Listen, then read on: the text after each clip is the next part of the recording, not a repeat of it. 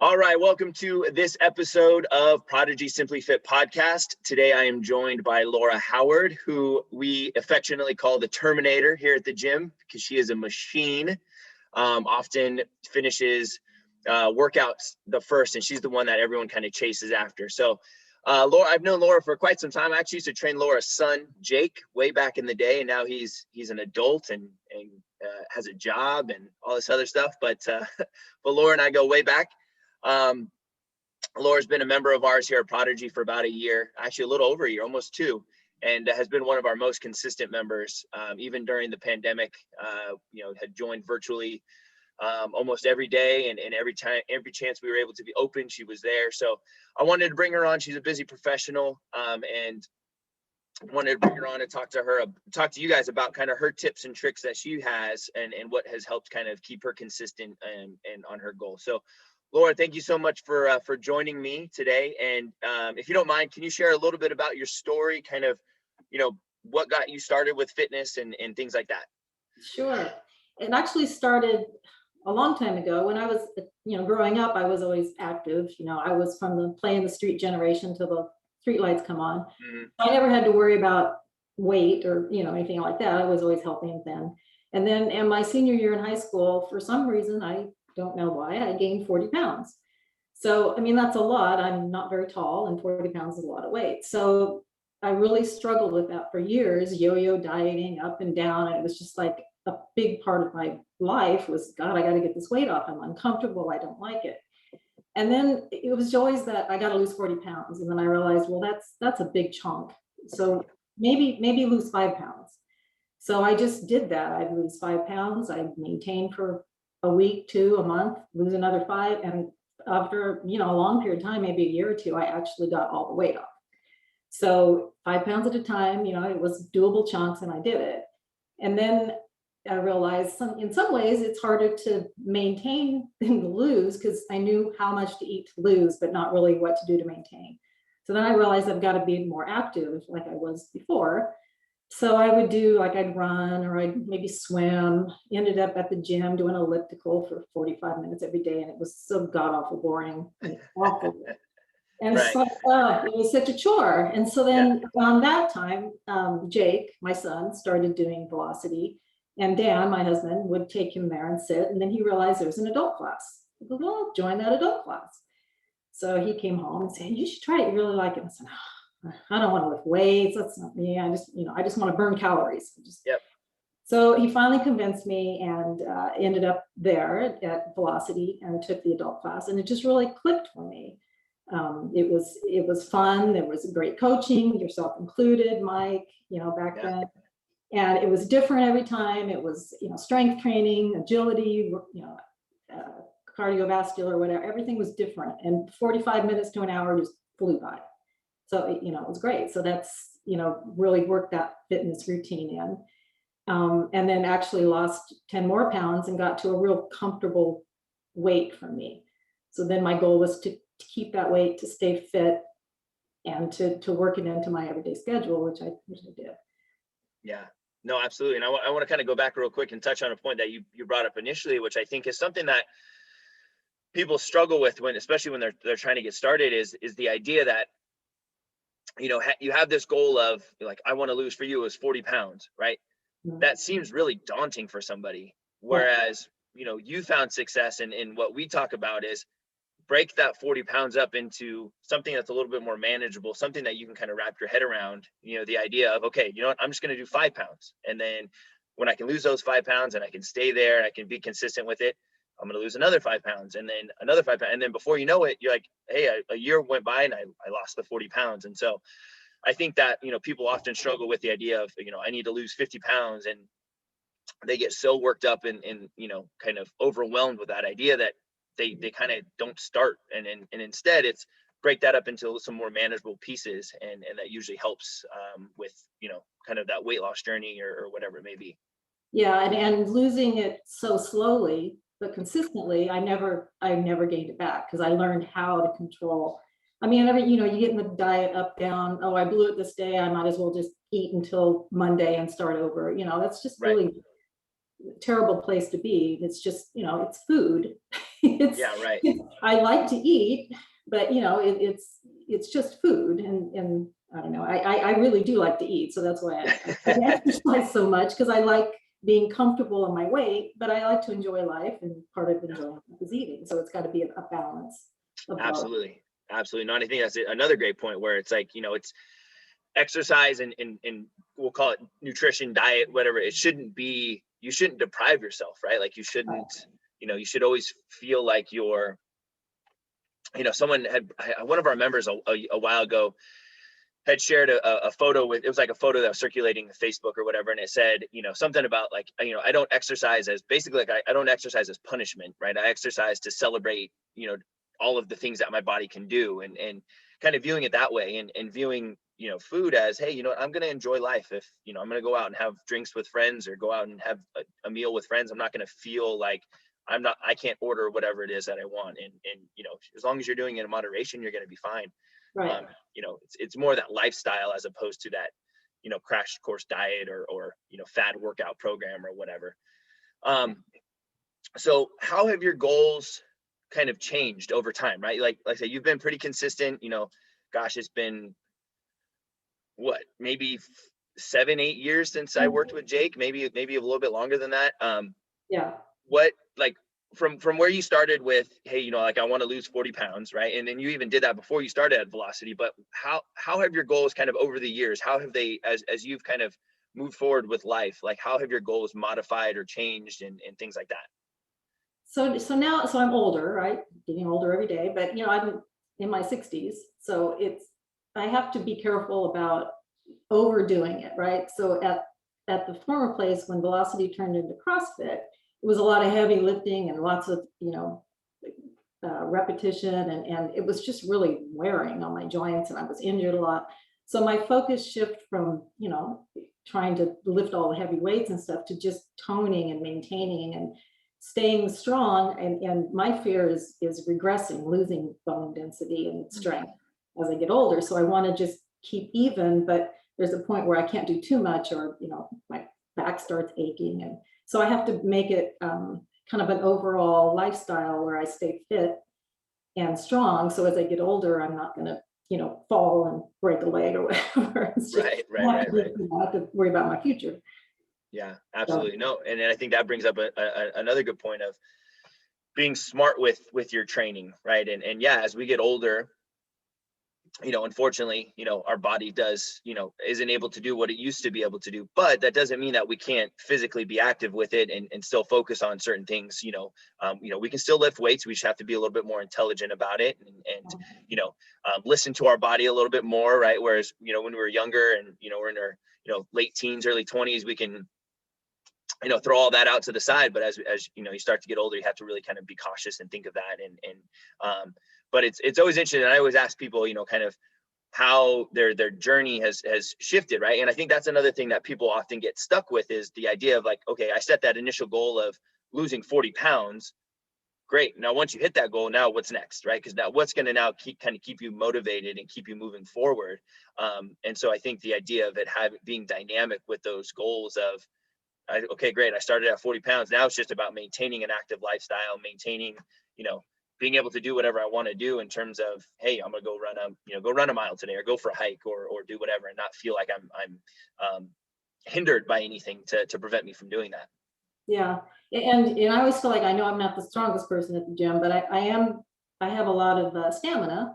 Mm-hmm. And I think so. That's my strength is I can keep going. So it's not always the strongest, but I can maybe do it the longest. Right, absolutely. And like I said, Laura's very much kind of the rabbit at the gym in terms of people chasing her. And I remember it was only a couple of weeks ago. So we're kind of recording this podcast mid-March, and we were doing a certain workout where there was kind of a descending reps and things like that, and someone came in, and Laura's very particular. She likes to write her reps on a whiteboard, and someone came in and messed with her and wrote extra reps, and she was like, okay, I'll do them, and did them, and it was like, all right, and still beat everybody, and was like, okay. So but it's kind of funny, but the idea that yeah, you may not be the strongest, right? Or you may not be the fastest or whatever it is, but it's, just being the best version of yourself and finding what you are good at and really focusing on that. Is what can help keep you kind of consistent and motivated, moving forward as well. So during the pandemic, right? And obviously we're still kind of in it. We're kind of coming towards the tail end of it, hopefully soon, fingers crossed. But, you were, like I said before, right? You were one of our most consistent members, hitting our virtual classes every day, things like that. What kept you consistent, right? I know a lot of people that I've talked with going through the pandemic, right? And obviously your kids are older, so you're not necessarily dealing with kind of being at home with kids in school and things like that, but you are working from home and things like that. What kept you consistent? What kept you motivated during the pandemic? So for me, I'm a very structured routine person. So I put things on my calendar. So in the morning, I ride the bike. It's on my calendar. It's on my work calendar. I take the time, I do that. In the evenings, I go to Prodigy, I work out. It's not a question of, am I going to do that today? It's time to do that today. And it was a little harder at first on Zoom because it was very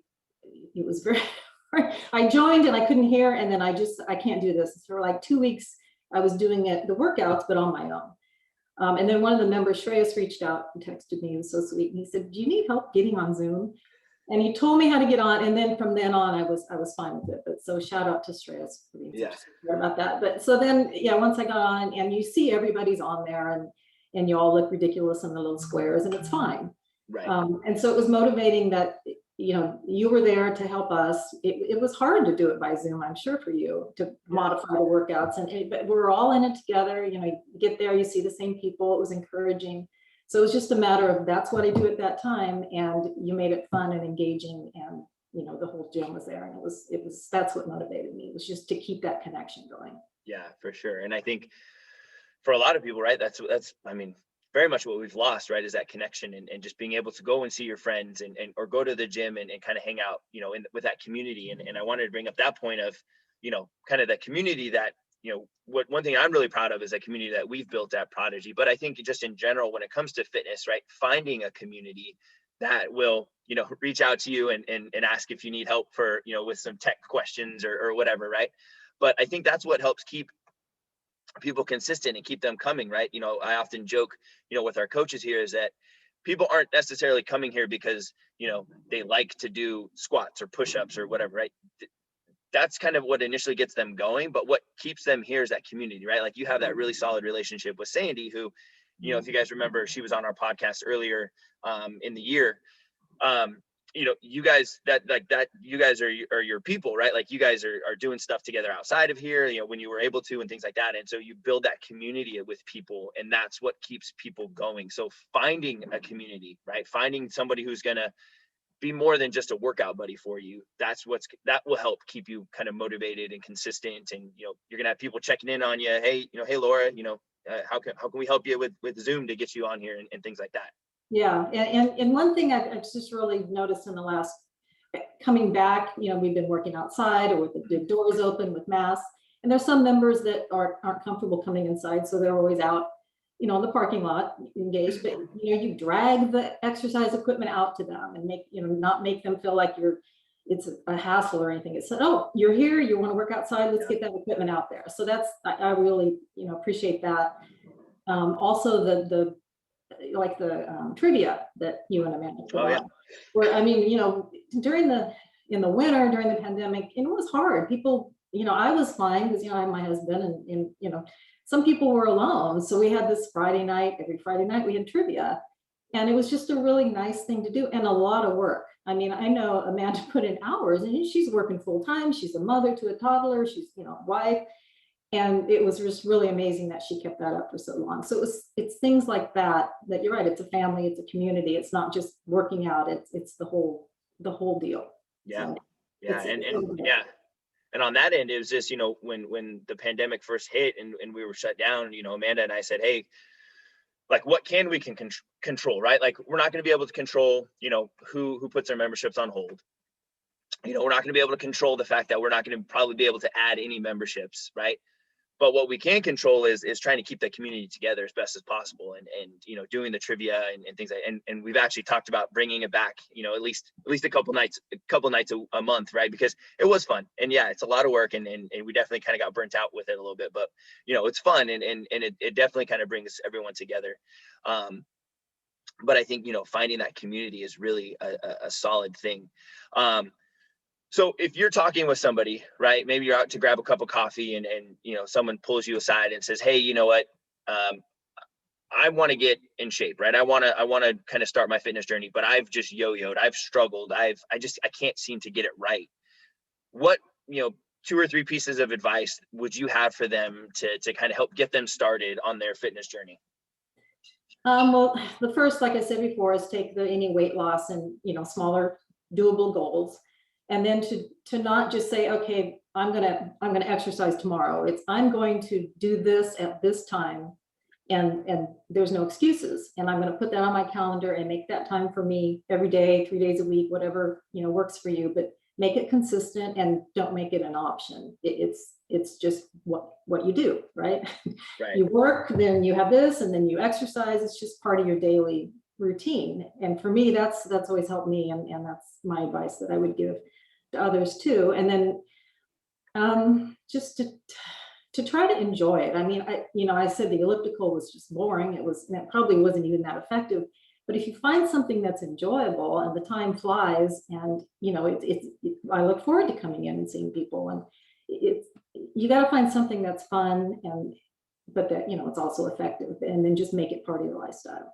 Yeah, absolutely. And I think those are great tips, and ones that we talk about as well as if it's important enough to you, right, you're going to make it a priority. And it's very much like you said, you put things on your calendar, and it's very much like a work meeting, right? Like you're not going to skip that meeting with your boss or with a client or whatever it is. And so you're not going to skip that meeting with yourself, if it's important enough to you, so putting it on your calendar and being consistent with that, and realizing like, hey, nothing gets in the way. This is my me time. We had another member on for one of the podcasts, and she said, my family realizes when I'm not consistent with my workouts, because my mood is totally different, right? Like I'm not a nice person to be around. So it's very much of I'm investing in me to be a better, kind of be in a better space for everybody, and be the best I can be at my job, or be the best I can be as a parent, things like that. Yeah. And then finding what you love. I love that one, because I think that's one that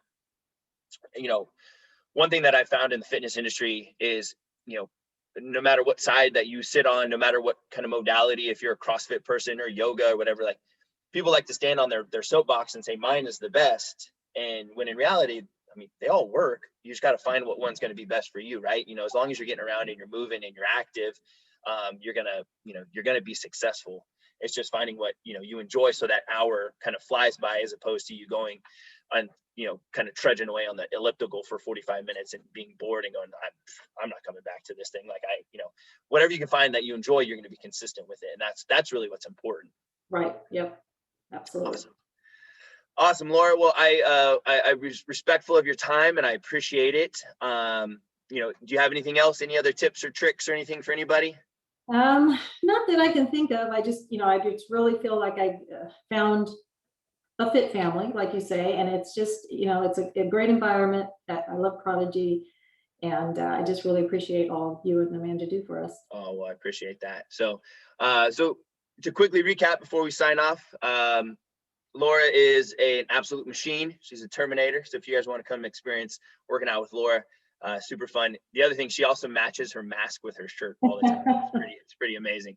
But no, her tips are, being consistent and setting a schedule, and being consistent to that schedule, finding what you love, and then breaking your goals down into more manageable pieces to make it not so daunting for you as you guys attack those fitness goals. All right. So hopefully you guys enjoyed this episode of Prodigy Simply Fit podcast. I will see you guys all next week. All right. Thank you, Laura. Thanks. Bye.